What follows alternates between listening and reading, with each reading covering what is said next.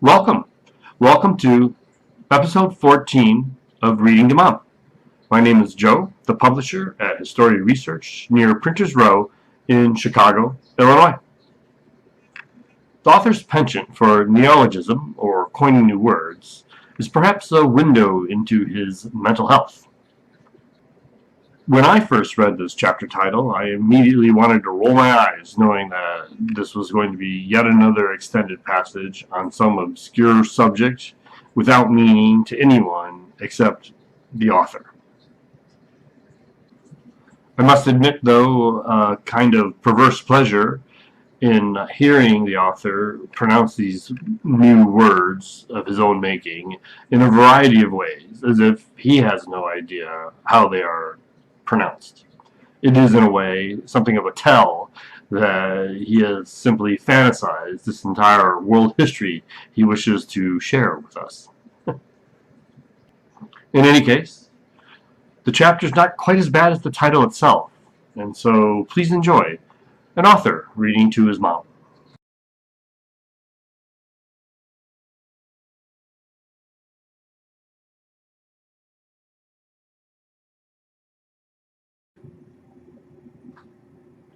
Hi, Mom. Well, I'm happy that we've reached the final third of this work, as the narrative around Sidra picks up, which I know you appreciate most. In the previous chapter, Sidra suffers a setback in her belief in the righteousness of the Provenance and her own actions. Sidra's immediate response is to single out the Dynasties and Suntekadax, the guildmaster of the clerics of the Acropolis, as potential traitors to the Provenance. Her primary challenge then is to enlist others to participate in an investigation of the leadership at the Acropolis. Now, some may say, as my publisher does, that there's no meaningful point to understanding what forms a fellowship or what conditions allow a fellowship to become successful. Fortunately, a joyless publisher who is fixated on the idea that powerful talisman or artifacts make the high fantasy is not my target audience. I trust in the readers who have more interest in understanding the personal dynamics of a fellowship that works toward the achievement of a great historical event.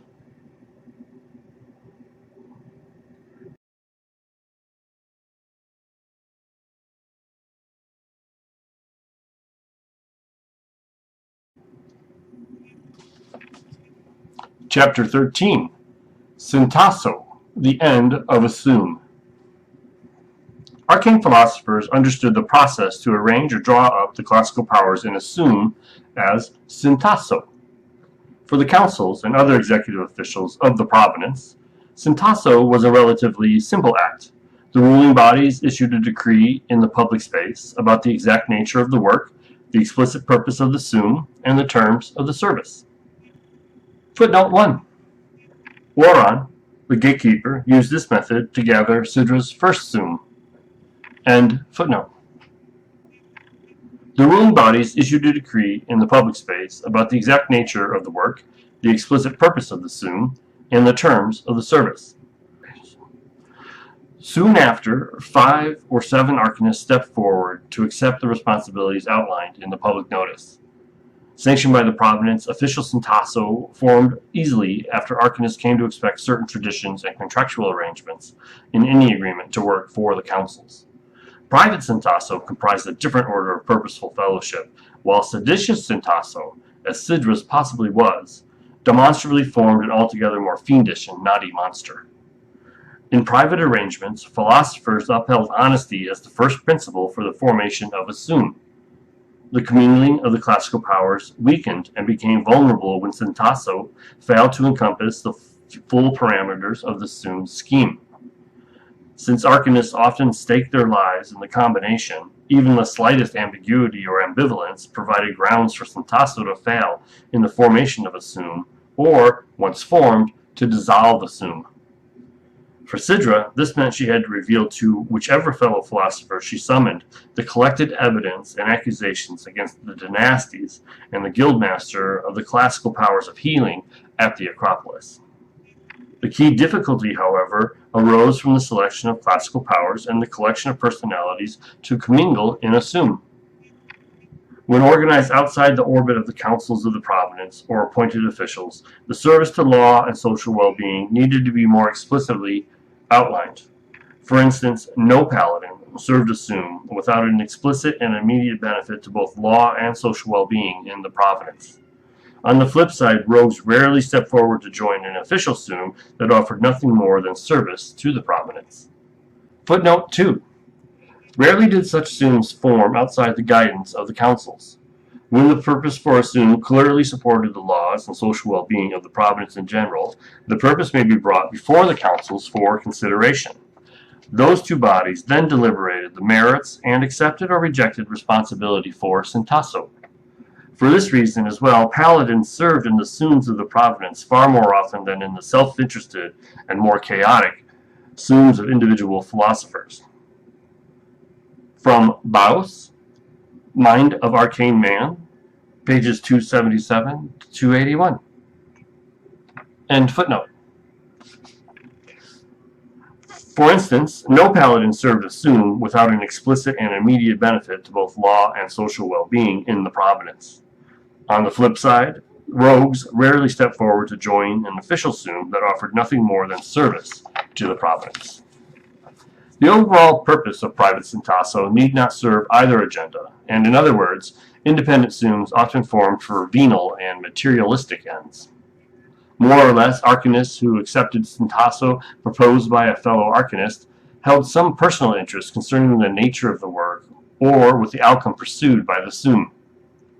Footnote 3.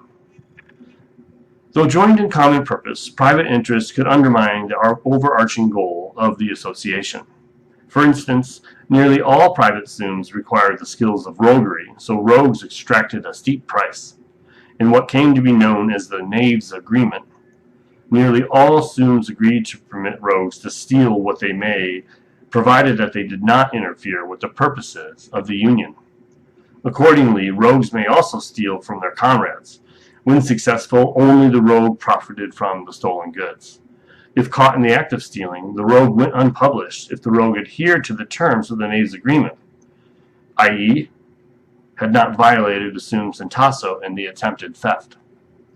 While the rogue's immunities caused some heated discussions in tight situations, which perhaps resulted in the annihilation of an entire assume from time to time, the agreement served to keep the interests of rogues aligned with other arcanists of the domain. End footnote.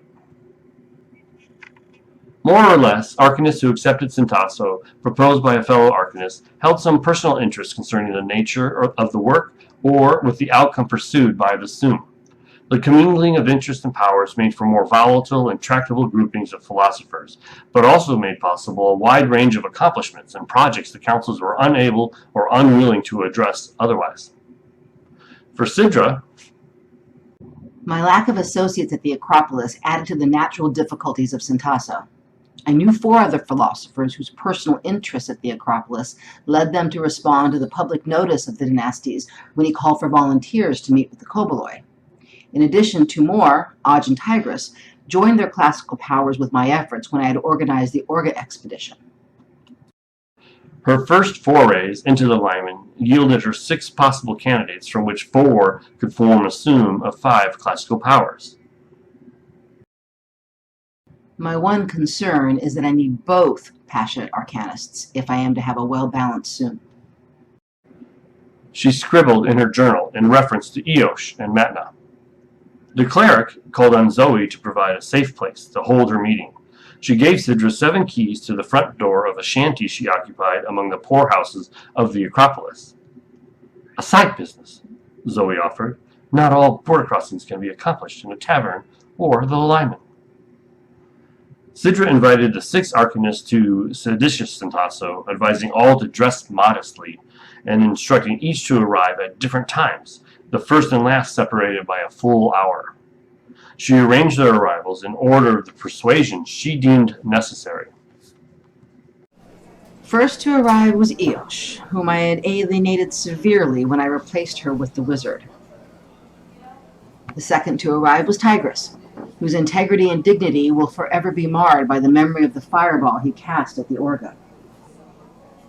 The third prospect, Matna, I wish to reward for his loyalty and intuition. Fourth to enter the shack, Brajana. I need to reason with her, for she will study my every word like a druid studying the zephyr of the Libuan plains. The fifth to arrive, Kivon, I trust will be favorably inclined by an independent calling that may not be named. And lastly, Aj, who I presume will follow me to the end of the demesne after I enabled him to claim the honor of Gorgos the Great. Eosh bristled when she learned she was the first to arrive, quickly threatening to leave before the next participant reached the shanty. I pleaded with the rogue to show patience.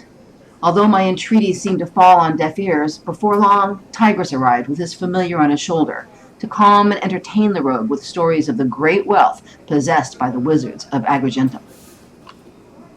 As the audience for her knavery grew during the hour, Eosh loosened up considerably and badgered the cleric about her dismissal as recompense for Sidra's prior discourtesies. The rogue indulged herself with improper hectoring until the Mixlin, Matna, growled to protect me, sensing anger when my face reddened. Sidra's arcane colleagues accepted the precautions she imposed, knowing the cleric no longer held an official appointment at the Acropolis. Each arrived at the arranged time, inviting no undue scrutiny to the clandestine meeting taking place in the slums of the fortress. After the full contingent of philosophers gathered for Sintasso, the 7 spoke for a short period, a few expressing sympathy to Sidra regarding news of her dismissal from duties to the Citadel. Eosh scoffed at the display of frailty. What use is it for us to get everything we want? Disease makes health pleasant. Hunger warms fullness. Weariness rewards rest. Would one know justice if injustices not occurred? The rogue stole the air of camaraderie in the room. The time had come for me to initiate the rites of Sintasso. She outlined in detail her accusations against the Dynasties and Sutekanax, the 2 most powerful officials of the Acropolis. The Eastern cleric openly discussed the mistakes she had made as a leader, the uneasiness she felt for the rogue and the barbarian on her first journey into the Lyman, and the regret she carried for the mayhem unleashed on the Orga. I saw clearly now I had been set up. The moment the council selected me for a mission to the borderlands of maddening intrigues. And yet, those who conspire against me did not anticipate my successes. Sidra told the group. The Naxian emigre then stated in no uncertain terms the purpose of her Sintasso. She intended to find the Sum hired by Sutekanax and expose the Wanderer, the Dynasties she suspected, who plotted to organize the cultures of the Lyman in a war against the Provenance. There are forces afoot that plan to usurp the Provenance and turn back the advance of liberty, she proclaimed. Gesturing to Brajana, she reminded her friends of the unrest of the West Lyman and the tenuous balance among the 4 elements in the territory. Glancing at Kivon, the cleric described how an ill wind from the west carried the groans of the ether, causing the clans of the Lyman to test the will of the Provenance. It matters not what led each one of you here now. The moment is pregnant with circumstances and suspicions that lured the 7 of us to gather at the Acropolis in its time of need. She tersely summarized. Unlike Sintasso, the councils, little room for debate existed in private initiatives. Either a sufficient number of the philosophers present spoke out in favor of the purpose or investigation of the Sum, or the Sum failed to form. As Sidra spoke, she attempted to see which former companions may join her and which oppose her.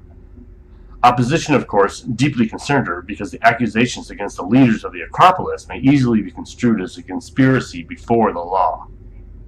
At one end of the spectrum, Tigris shifted nervously in his seat while Sidra made her statement. Katidios, scampered from the wizard's left shoulder to his right at times, often putting his nose into one of the wizard's ears, as if to share its unspoken opinion with the magician. At the other end, Aj began to curse the name of the Dynasties for his support of the Orga communities. Eosh, ever the wild card, snickered when Sidra spoke of her successes. After I made my complaint, the whole group sat silently for an uncomfortably long period of time. I feared they thought me mad. Sidra wrote. Aj predictably joined the Soon first. It seems he hoped some other brave philosopher saw the wisdom of Sidra's account, but decided, I must act my part if the Dynasties in this army of Orga will be stopped. He warned the others, tragedy befalls a people when deception makes the beguiler appear to be most honest, and the enchanted seem the wisest. As a surprise to Sidra, Rajana and Matna added their classical powers to the Soon before Kievan. Rajana adamantly supported the need to investigate the disturbances among the West Lyman as the defense of provenantial liberty. A verse from Rajana. Blight darkens the vibrant plants of the Lyman. Blight consumes domesticated livestock in the fields. Blight silences our democracy, withers the fruits of freedom. Surely there is some daemon at work in the city, spreading its fire and dreadful pestilence. Footnote 4. Notably, Bajana used the meter of the logos of the passions. The logos of the passions rose from the prime 11 to prime 17 and back to 11 in 5 lines, 11, 13, 17, 13, 11. Often, the documents of the Provenance, when recorded in meter, used the logos of reason, which typically was 3, 4, or 5 lines of 11 syllables each. A reasoned argument or account, the arcane peoples believed, did not engage in the emotional vicissitudes of multi-metered disputations. This particular combination of logos was also known as the gem logos, or logos of desire. Brajana's use of the meter suggests she made a direct appeal to Matna and Eosh, who had used cut gem logos, 13, 17, 13, earlier in the meeting. Although we know the intent of the meter, the modern ear is deaf to its persuasions. From Baus, Mind of Arcane Man, pages 173 to 191. End footnote. Following Bajana's spirited speech, Matna leaped to his hind legs to express his support for the Soon, while adding a careful word about the peril of the mission. Manila's ancestors have a saying, do not wear a collar. I, for one, will not be leashed by misguided loyalty to the dynasties of the Acropolis. He then looked at Eosh as if to intimidate her into joining the Soon. I will fetch one more word of wisdom for our Santaso. Do not step over a Gorgon's tether. It will be unwise to confront the dynasties with our teeth gnarled. We must take care to hide in the shadows of the Titan. Kievan became the fourth philosopher to mingle his classical power with the cleric. The Rangers seemed to have many doubts about the cause, but eventually consented despite his skepticism. What comes to us through our senses is unreliable. Appearances shift character according to the dispositions of the passions, the influences on reason, and the natural strife between the elements. Nonetheless, when these apparitions cast the same hideous silhouette on the forest floor, we must heed signs that a real daemon designs the horror of shadows. With those words, Kievan committed, and I had my Soon. Although excited that I had won the allegiance of 4 others, I waited anxiously for the verdict of the final 2, the 2 that I needed most, but who remained non-committal to the last. Without these 2, the Soon would have been doomed to failure. Finally, Tigress spoke, harshly critical of my interpretation of how events unfolded during my first 2 adventures in the Lyman. One vision is produced by 2 eyes, Tigress began. How am I to judge if Sidra still blinds her second eye? We have no assurances her statement tonight is other than the latest product of a disoriented vision. Footnote 5. Tigress appears to have meant Sidra's lack of respect for the passions and her hubris for reason. End footnote. Yet Tigress did not refute the purpose for my swoon, nor did Cotidios interrupt his comments. In fact, while his familiar swayed back and forth on his shoulder, as if nodding in approval of the magician's words, Tigress saw a need for further action. The Lyman is a land without joy, where bloodshed and wrath and agents of doom are active. Plagues and corruption and floods of terror will soon roam under the shadows of your enemy. Yet I will not join, unless the rogue's intuition favors the proposed zoom. Footnote 6. Admirably, Sidra took the time to record the comments of each of her compatriots' statements, even the highly critical words. End footnote. Tigress stunned the group. The Wizard of Reason deferred to Eosh, the rogue of passionate desire. Eosh laughed loudly at Sidra's predicament. Well, well, it seems, hapless cleric, your reasoned arguments are now able to win the mind of Agrigentum's progeny. She fell silent for a time. To calculate the fee for her services, I assumed. Again, the hour grew long in private thought, just when Aj, fuming at the obstinate rogue, leaped to his feet to challenge her. The rogue spoke. None of your machinations incite my desire, Sidra. It seems fickle as always that the primes, fates, protect you nonetheless. 5 or 7 is your sum. As a seeker of gold, I am willing to turn up much earth to find just a little.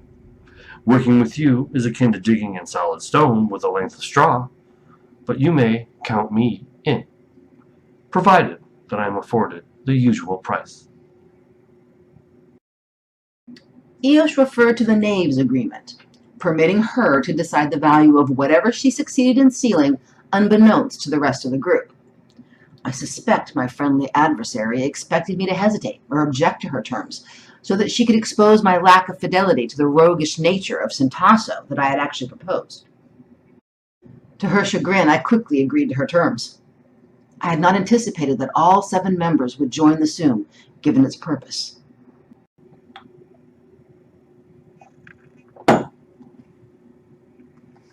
The group immediately began discussing the intricacies of the assignment they set for themselves.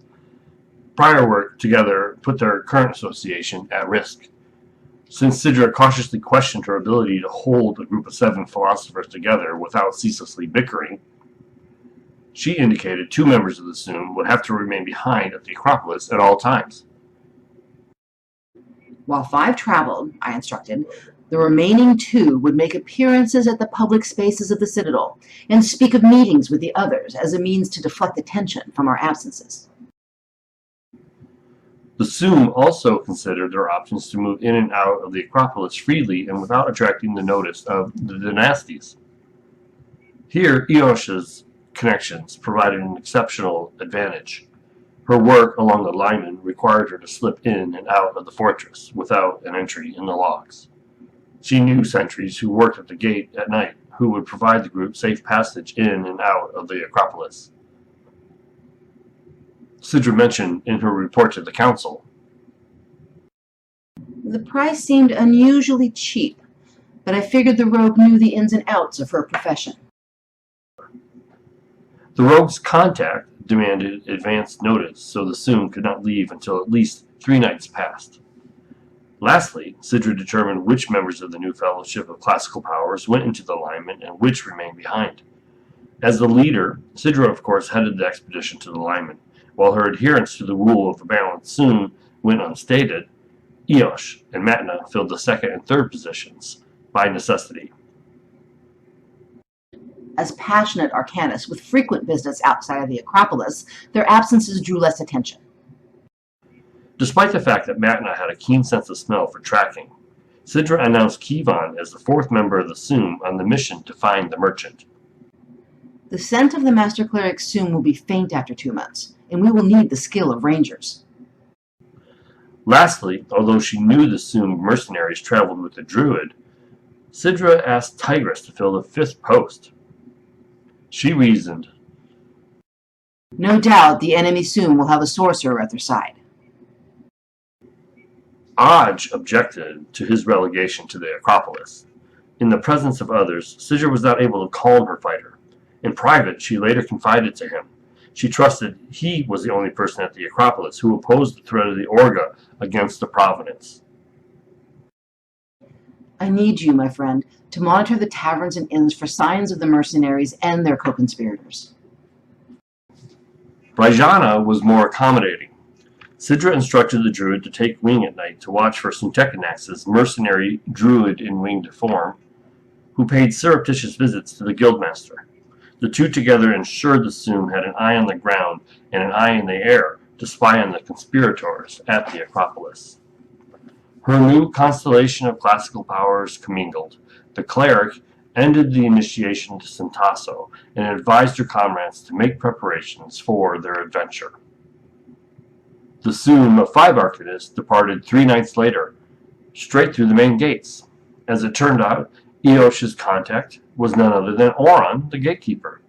Sidra followed behind Matna, attempting to hide her participation, but the gatekeeper recognized her immediately. "Ah, Green Jinx," he chided her. "I see you've turned to villainy." He turned to Eosh. "Take care, rogue. Don't turn your back on this one, lest I lose my best customer." Footnote 7. By this time, readers of arcane history books understand the random wanderings and chance encounters of Sooms and the Lyman may easily fill a chapter without necessarily adding substantially to the narrative. To quicken the pace, so to speak, we will keep our focus on the character and resolution of Sintasso for a Soom. In any case, there were few superfluities to indulge from Sidra's third venture into the Lyman. End footnote. Kivon's expertise provided a methodical approach to tracking the Soom of mercenaries. Assuming Suntekanax's Arcanists went south, as Themis suggested, the visitations of the druid in winged form indicated that they likely remained within 19 leagues of the Acropolis. Anticipating 7 hours round trip at a cruising speed of 5 leagues per hour. Footnote 8. In other words, 5 times faster than on foot. End footnote. Anticipating 7 hours round trip at a cruising speed of 5 leagues per hour, a druid could travel in flight without need for rest or the peril of nighttime exposure. Accordingly, accounting for the difficulty of traversing the rocky valleys and peaks, the enemy Soom likely made their shelter within 3 or 4 days' journey by foot from the Acropolis. Journeying south, when none in the Acropolis suspected wrongdoers in their presence, the mercenaries will have been careful to cover their tracks on their first day of travel, as is standard practice, Kivon surmised. By midday of the second, the Soom likely dropped its guard in order to pick up the pace. With these 2 pieces of information, Kivon suggested that the Soom march to the southeast for 1 1/2 leagues toward the range of peaks they had seen but not explored during the Orga expedition. Then they would move in an arc to hold the same distance from the spires of your enemy, for 3 1/2 leagues if necessary. At that distance, the Soom would be able to pass from southeast to the west of the Acropolis. If a trail is there to be found, we will find it along the arc of our search. If not, we will be able to return to the Acropolis within a week to make new plans for a search to the north, the direction of the Druid's flight. Footnote 9. The ranger tactic that Kivon employed was known as the scythe, an allusion to the curvature of the arc around the praised point of departure. End footnote. The plan proved sound. At the end of the second day, along the arc 1 1/2 leagues from your enemy's base, Kivon spotted the signs of a group of 6 in a hurried march. The direction of the trail led slightly more south than south-southwest. One person in the group was forced to march. He pointed at a spot on the ground where a large man had fallen and 2 others encircled him to lift him up. A torn piece of cloth, as from a fine shirt, lay on a stone before him. Sidra and her colleagues felt certain they uncovered the trail they sought, and she led her Soom south. If Kievan was correct, the mercenaries holed up within 3 to 4 days' march of the Acropolis, then their objective was no more than 3 days away. The march south presented to the philosophers one problem they had encountered before in the search for the Orga. South of Eurynome, the landscape became arid and less densely forested at a distance. Since the sun reached its apex to the south, Eurynome cast no shadow over the southern lands. Within several leagues of Eurynome, the land became dark brown as sunlight toasted the grassy land, and the sparsely populated forest drank deeply the available waters flowing from the southernmost peaks of the Orphean Mountains. More than 3 leagues to the south, the forest thinned, and thorny and tangling vegetation covered the rocky terrain, shepherding intruders towards the banks of dry riverbeds that cut through the valleys many geologic primes ago. We expected less opportunity to advance in stealth beneath woods the farther south we were forced to pursue the mercenaries. Footnote 10. The reader will recall that the Arcanes understood the geologic prime as a 1,575,011-year era to measure the transformations of the domain over time. End footnote. On the first day's march after finding the trail, the 5th since they left the Acropolis, the Soon progressed slowly. Kievan twice backtracked to reestablish the direction of the mercenaries 2 months earlier. Exposed, as they feared, a pack of ravenous wolves fell upon them one evening. The party of Arcanists suffered only minor damage after Tigris chased the dogs off with fiery sparks dancing in the air to his command. The endless howls continuing throughout the night interfered with the sleep of the 5. As we set out on the second day of the journey south, the duress of the linemen mounted. Sidra recorded. The Soon followed the old trail for a second day, stepping lightly in hopes the discretion may help them to avoid detection. The passage of the merchant's captors continued to evade Kievan at times, and the ranger apologetically asked his companions to rest, so he had time to retrace the steps and determine if he stayed true to the trail. The delays bothered no one, and the Arcanists rested. We gladly sought shade to escape the heat of the chromatic dragon in the skies above. Even Eosh welcomed the occasional respite, so she could hide in the shadows to watch for untold dangers. Sidra admitted in her journal. Footnote 11. Sidra refers to the sun as the dragon of the Provenance that vanquished the 4 dragons of the sorcerer of Tityos. End footnote. After a second night of disturbing howls by a more deranged pack than the night before, the harassed expedition set out for a 3rd day. By mid-morning, misfortune returned. Kievan lost the trail entirely. In previous halts, he disappeared for a short while and returned with word that the tracks unexpectedly had turned a short distance back. This time, however, he returned only after the sun reached its apex in the southern sky. Kievan reported a fresh trail just to the west of the present location. Good fortune and bad, Kievan said. Good, because the old trail, the sought-after Soon, continues in the same direction. Bad, because a crew of Ancre recently scented the trail and turned in pursuit, Kievan explained. My guess, no more than a week ago.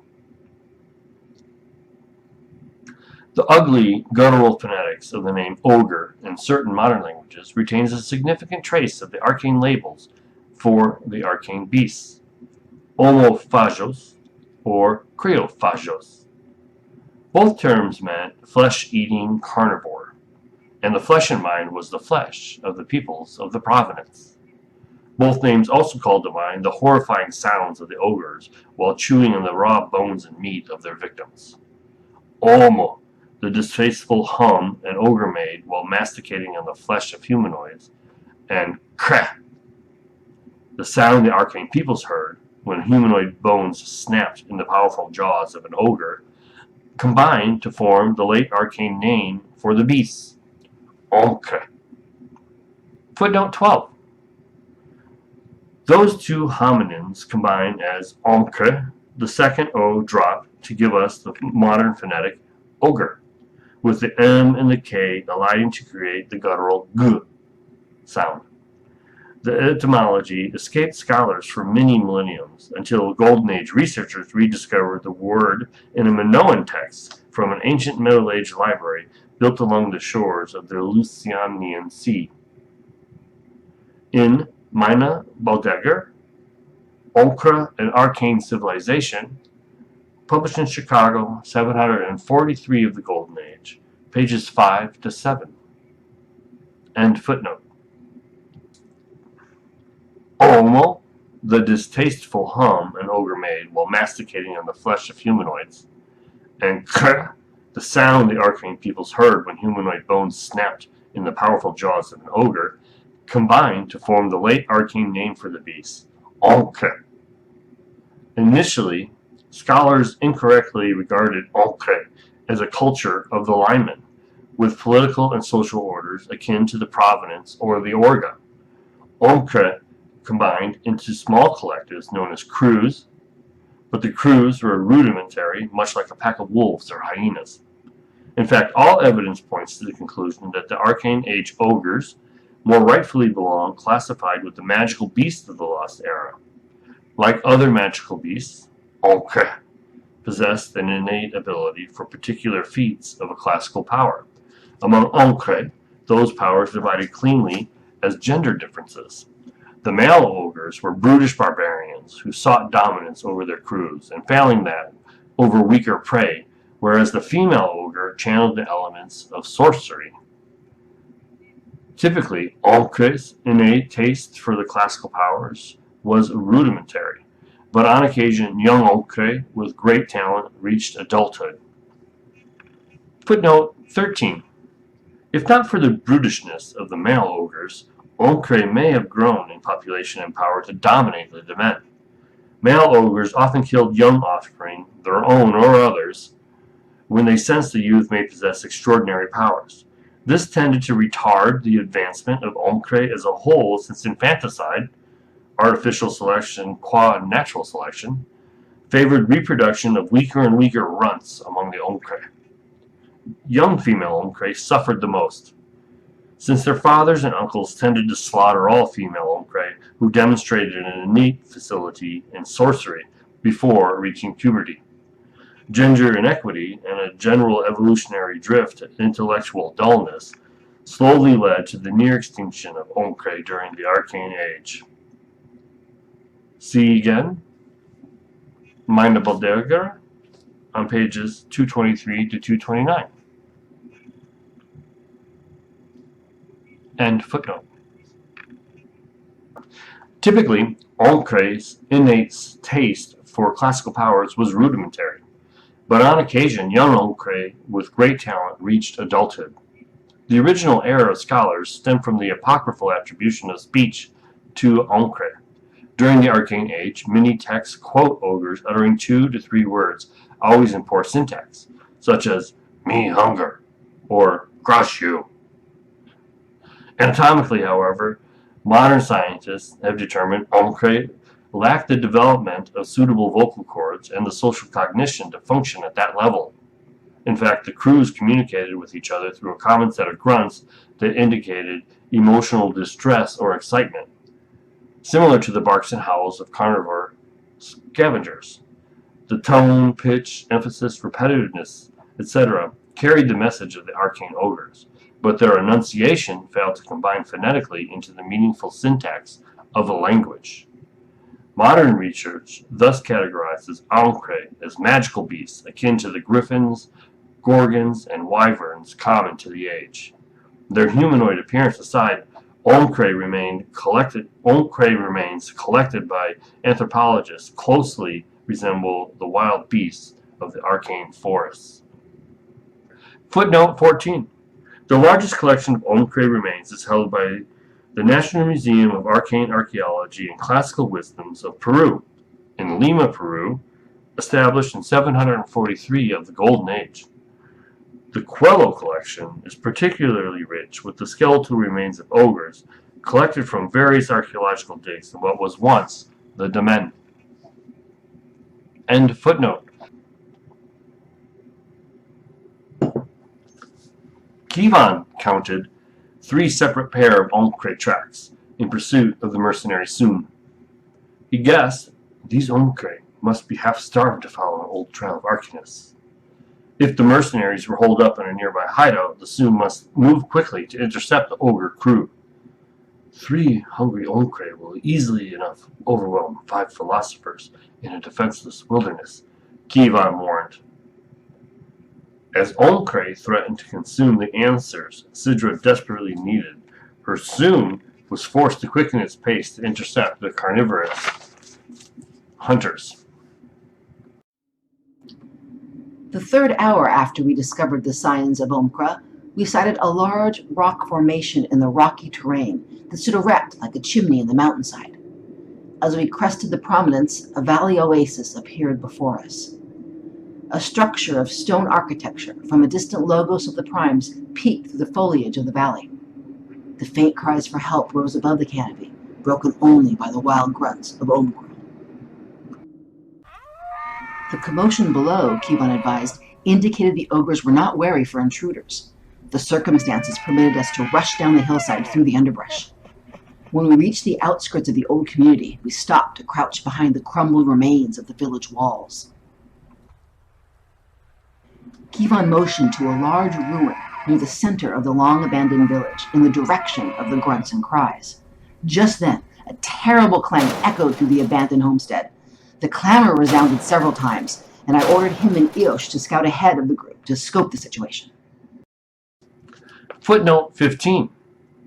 Logos of the primes was a saying similar to our use of the phrase period of time. End footnote. Kivan returned alone shortly thereafter with an assessment of the peril confronting the Soon. All 3 Omkre lived. The pile of gear and supplies suggested that the 5 other Arcanists had died, the ogres having already eaten the philosophers that Sidra sought. Footnote 16. According to the lore, a single Omkre could eat a full-size Anthropodon in less than 2 days. Digestion took over 1 month. The gluttonous feeding habit caused the beast's bloated belly and its hideous appearance as in the popular imagination of the creature. The image of the Omkre, immediately after consuming its Anthropodon delight, its protruding belly, presented a grotesque reminder of its recent feast. In fact, an ogre could become quite thin 1 or 2 months after their last full meal. This was when the Omkre was at its most dangerous, ravenous, and svelte. After a hearty meal, the beast became lethargic and gullible. Consequently, an irony for the popular image of the Omkre, their most hideous form also signified their most vulnerable condition. From Vigras, The Madness of Omkre, in Arcane Myths, page 463. End footnote. The pile of gear and supplies suggested the 5 other Arcanists had died, the ogres having already eaten the philosophers that Sidra sought. Only 1 survivor remained. The missing merchant of the Acropolis, Kivan gravely informed the Soon. The merchant trembled, enclosed in an iron cage, tipped on its side. 3 Omkre now battered the cage door with heavy stones. Fortunately for the merchant, the narrow gaps between the iron bars prevented the beast from reaching in and freeing him limb by limb from his prison. The cage and its lock were uncommonly sturdy, and the ogre seemed to be taking turns bashing at it with granite ruins. Eosh remained behind to alert the Arcanist if the lock failed, or when the ogre, currently bashing the lock, exhausted itself from its labor. The din continued long enough for the 4 of us to devise a strategy to confront the 3 sated Omkra. When the clamor stopped, we waited anxiously for Eosh's signal. Finally, we heard the call that the beasts had changed shifts. It was the best possible scenario for us. When these Omkra next renewed the noisy effort, we progressed under the cover of the echoes. In no time, we made our way to the entrance of the ruins. At that moment, the Omkra broke through the lock of the cage and the door swung open to expose the merchant. We had to move. Sidra and her Soon counted on the cage, holding the merchant until they were in position to strike the entire crew. But then the loud and wild shouts of the ogres when the cage failed caused the Soom to engage the ogres without the aid of surprise. As the situation presented itself, one Omkra was at full strength, one currently worked, and one rested on the ground, prone. The merchant, in dire peril, Eosh cried for assistance and jumped alone into battle against 3 ogres. The rogue sprang from her hiding place and surprised the Omkra, resting on his back with his fat, protruding belly baking in the sun. She succeeded in gutting the ogre with a swift and incisive thrust of her rapier. The prone Omkra wheeled itself around and kicked its powerful legs as a defense. Victim to the logos of misfortune, it caught the dodging rogue square in her torso. Sidra later recorded. The blow sent Eosh forcefully into a standing column amidst the ruins near the entrance. The strongest of the Omkra then hurled the stone at her, crushing her right shoulder against the column. The rogue suffered severe injuries and slumped over, incapacitated. Our odds worsened to 4 arcanists against 3 Omkra. The loss of Eosh changed all calculations for the cleric. The survival of the merchant remained paramount, but the death of the rogue before 1 or 2 of the Omkra fell would doom her Soom. The 4 arcanists somehow had to preoccupy 3 ogres until Sidra had a chance to heal the rogue and return the odds to her Soom's favor. The melee descended into chaos. On Eosh's cue, we dashed through the archways into an atrium of an ancestral noble palace. As we entered, a fresh Omkra closed on Eosh's crippled frame to finish her off. Thinking quickly, Tigris unleashed a barrage of luminescent missiles to distract the deadly beast. Matna sprinted forward, intercepting the Omkra before it reached Eosh, but the weight of the beast proved to be too much. Matna reeled backward with the force of the impact with the onrushing creature. The gutted Omkra gathered its entrails in one hand while bearing down on Eosh to snuff the life from its assailant. Kivon broke strategy to stop the wounded Omkra before it stripped the sinews from our shattered rogue. With a marvelous grace, the ranger slashed the ligaments behind its knee with the sword in his right hand, then half severing the Omkra's hand holding its entrails with the short sword in his left hand. The beast spun around in agony, between Eosh and Kivon, somehow still capable of defending itself. My role was to heal Eosh, but circumstances left the Omkra who lurched at the merchant temporarily uncontested. I needed the merchant alive regardless of the fate of my rogue, so I pulled my weapon to attack the free Omkra who was dragging the merchant from the cage. With its back to me, I easily sank my morning star into its flank, causing the brute to howl. The mad creature, barely wounded and severely agitated, released the merchant and turned, snarling at me. With the rogue broken on the floor of the ruins and Matna overwhelmed by the force of the charging Omkra, the Soom found itself in a precarious situation. Sidra alone was no match for the second healthy ogre. Her only hope was to survive long enough for 1 or more of the other philosophers to master the challenge of their circumstances.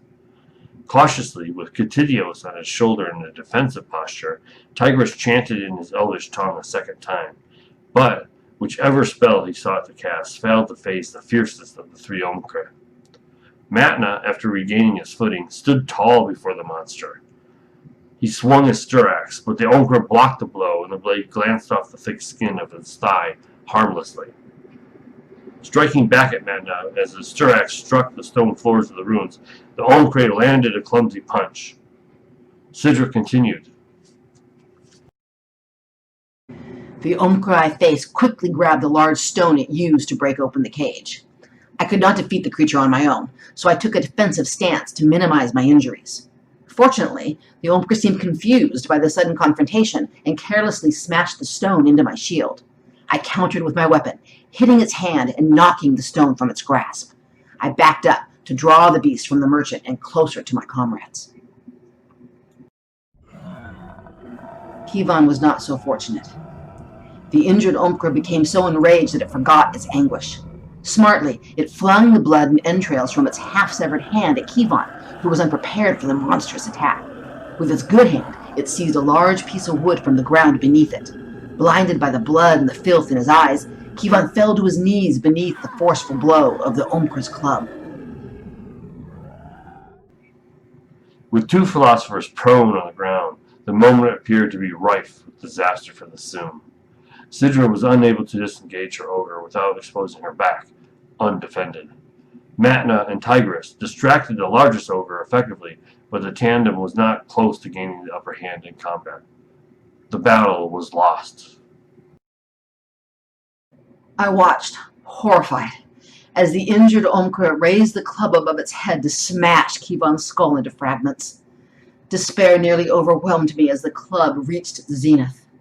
Then, without warning, the creature bawled a hideous cry and fell forward on its face, dead.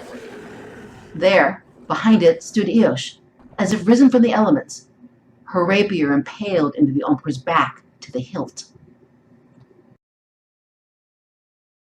The moment became pregnant with our favor. Matna and I held the two remaining Omkra at bay, while Kivon and Eosh gathered themselves. Katidios jumped to the ground to stand astride Tigris when he again chanted an elvish incantation. This time, the fiercest of the three beasts suddenly froze motionless in its place. Free of danger, Matna performed a death blow that struck the beast over the left shoulder, nearly severing it lengthwise. Our greatest threat was now badly crippled.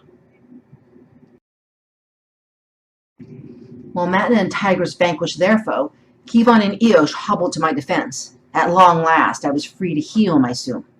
While by no means easy for the three of us, we gained the edge over the final Omkra, and once I restored Eosh to full health. After the last of the despicable beasts died, the ruins fell silent, except for the soft simpering of the merchant, who cringed at the back of the cage from which he once longed to escape.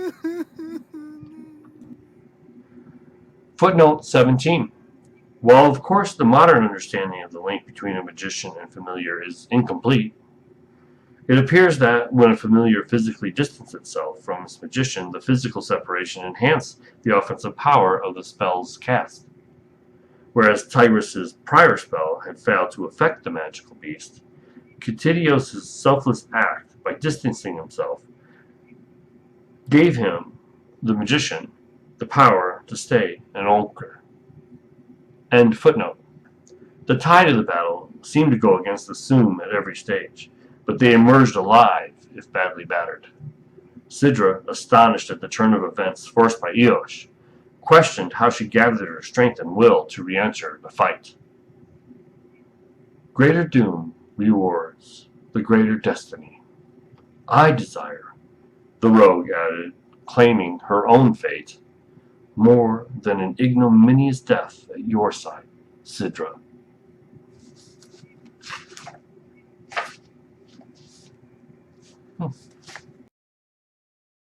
And this concludes Chapter 13 of Arcane Cage.